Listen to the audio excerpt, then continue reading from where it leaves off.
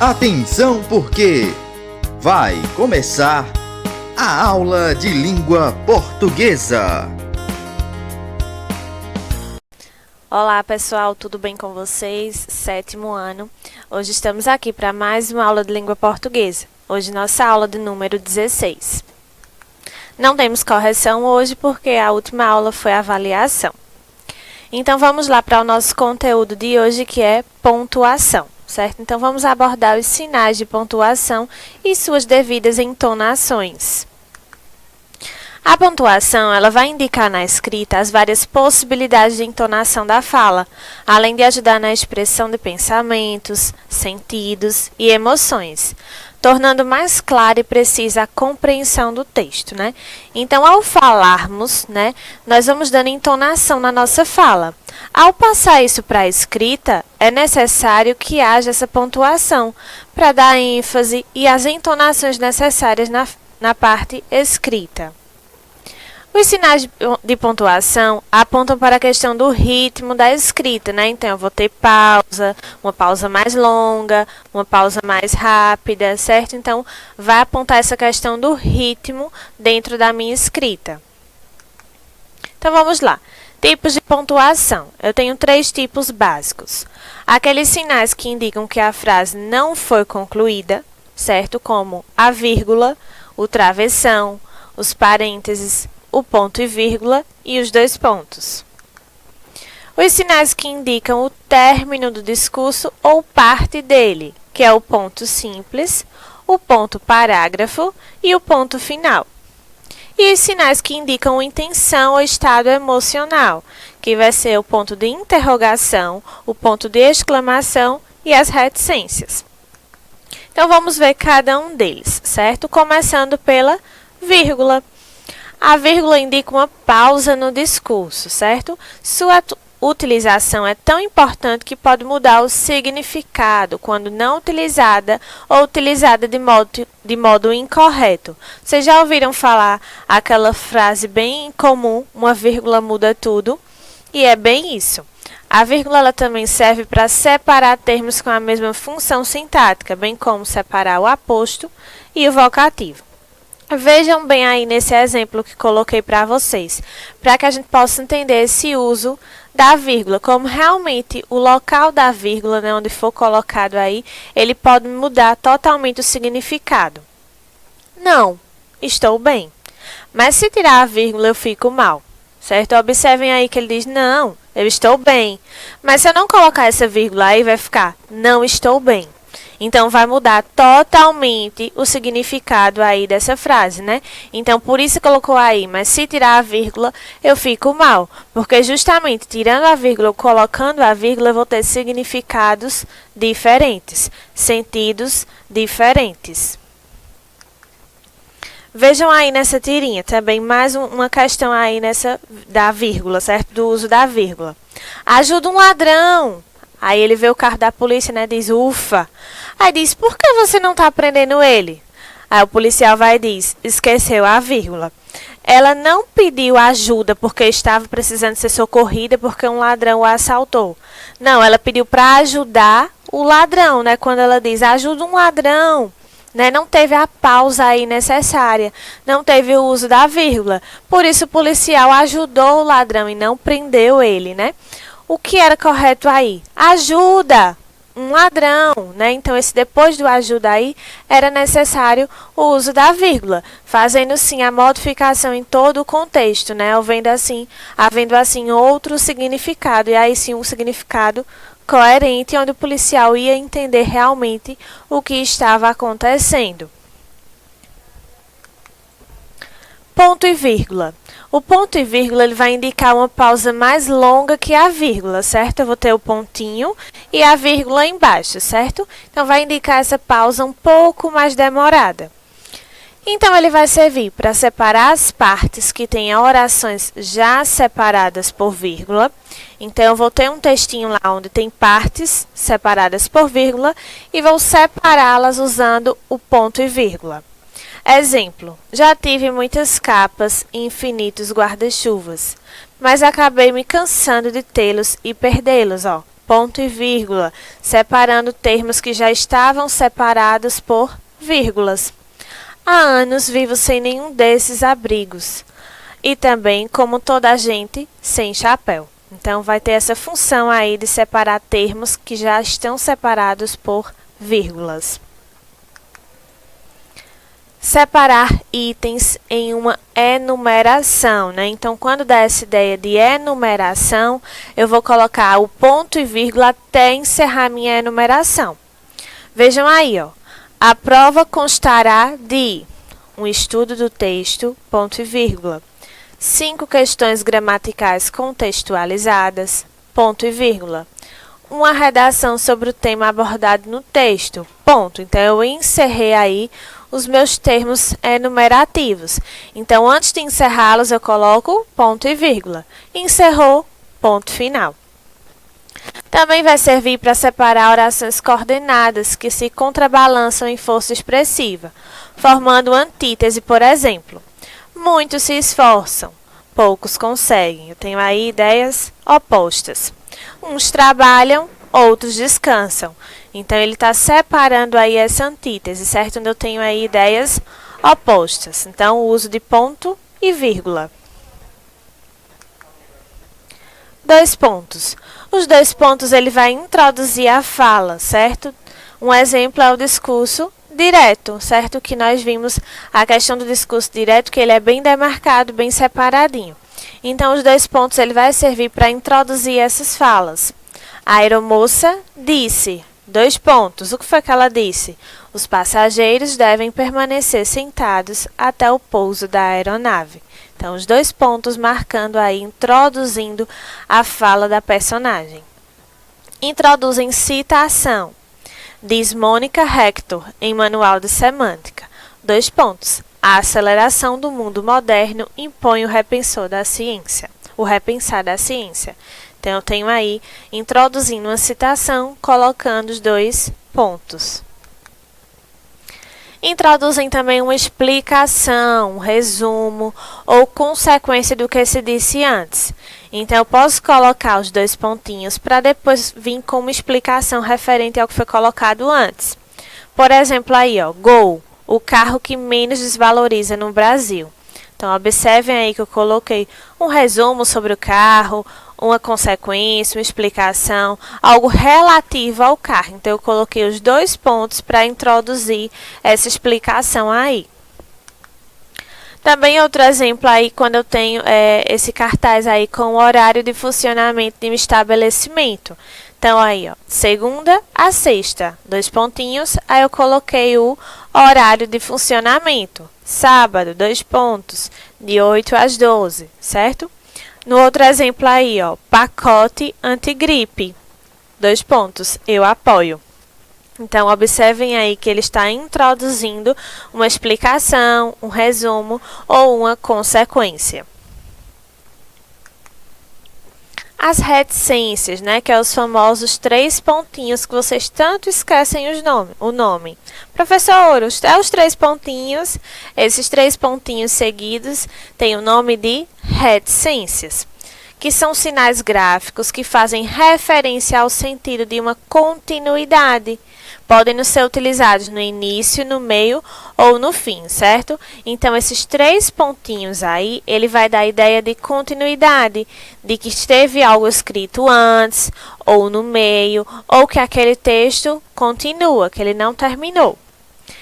Para indicar que o sentido vai além do que é dito, observem aí no exemplo. Roberto imaginou-se com Paulo, os dois em uma ilha, comendo uvas, dando risada.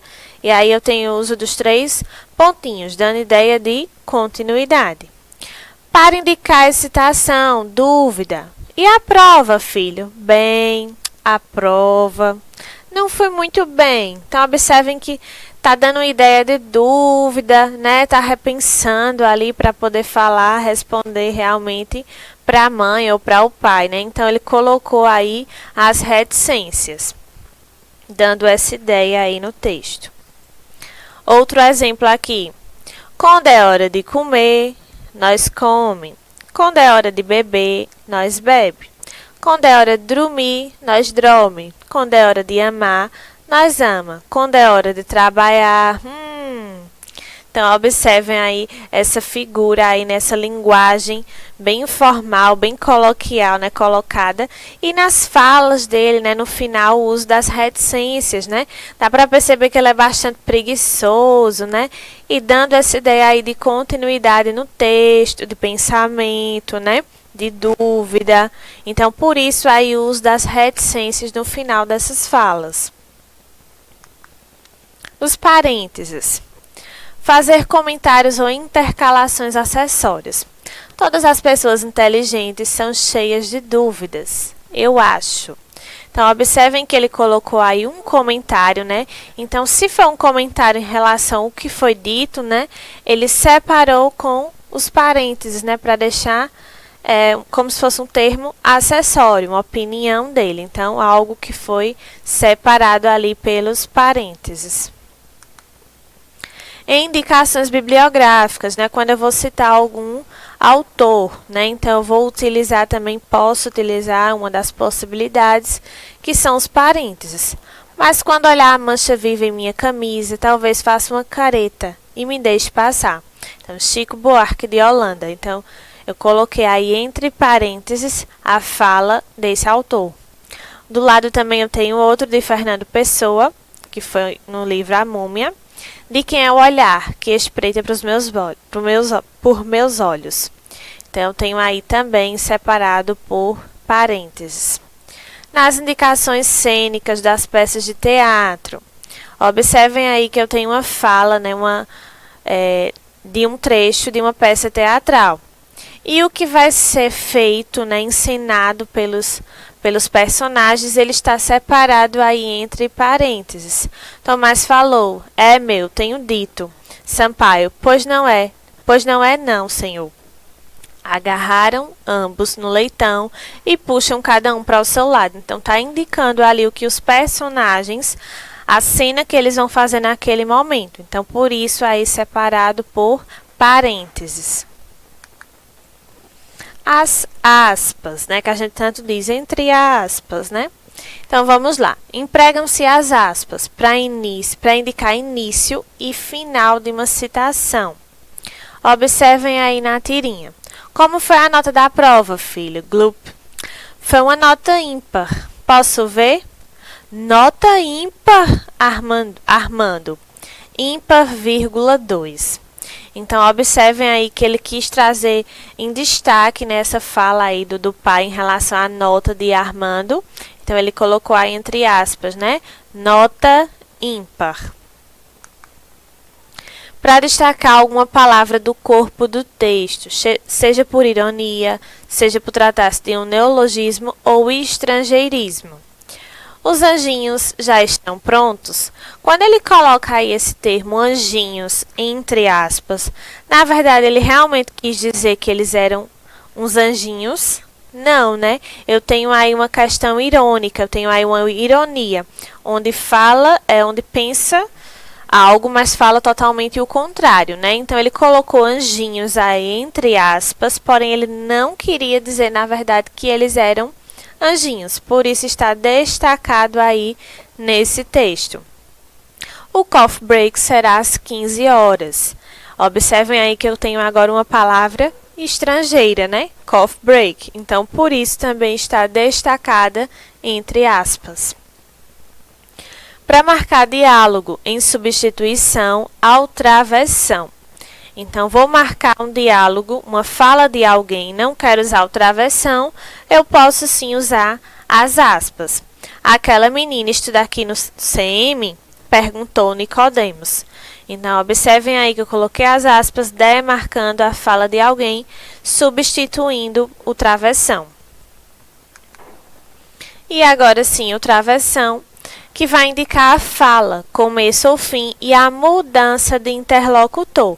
Então, o travessão nele é bem presente no discurso direto, onde eu vou ter as falas dos personagens, né, de forma clara, objetiva e demarcada dentro do texto. E ele vai marcar ali o começo e o fim dessas falas e a mudança de personagem, a mudança de interlocutor. Então, não significa que em cada um desses travessões vai ser o mesmo personagem, não. Vai ser justamente essa mudança de personagem, mudança de fala, mudança de interlocutor. Você não precisa de pílulas? Que pílulas? Essas para acalmar. Eu sou calma, disse Luciana com um meio sorriso. Então, observem aí que está marcando a fala das pessoas e justamente essa mudança de fala. Também vai servir para enfatizar expressões ou frases, né? Então, vai destacar ali, eu quero destacar um termo dentro da minha frase, então eu posso colocá-la entre travessões. Foi poeta, sonhou e amou na vida. Então, destacando aí a expressão sonhou. Impossível escrever o poema, uma linha que seja de verdadeira poesia. Então, observem aí que também estou demarcando a frase onde eu quero enfatizar. Observem aí outro exemplo, certo? Nesse caso também um discurso direto, onde eu tenho aí os travessões, né? O uso dos travessões demarcando as falas dos personagens. Oi, dona Laura. Oi, Zezinho. Dona Laura, eu preciso de um favor. Pois não. Sabe o que é? Preciso entrar em sua casa. Quer dizer, no seu quintal. É para apanhar a minha bola que caiu lá. Ah, foi? Foi. E aconteceu um pequeno acidente. Acidente? Ao cair sem querer, minha bola acertou sua vidraça dos fundos, dona Laura, e quebrou.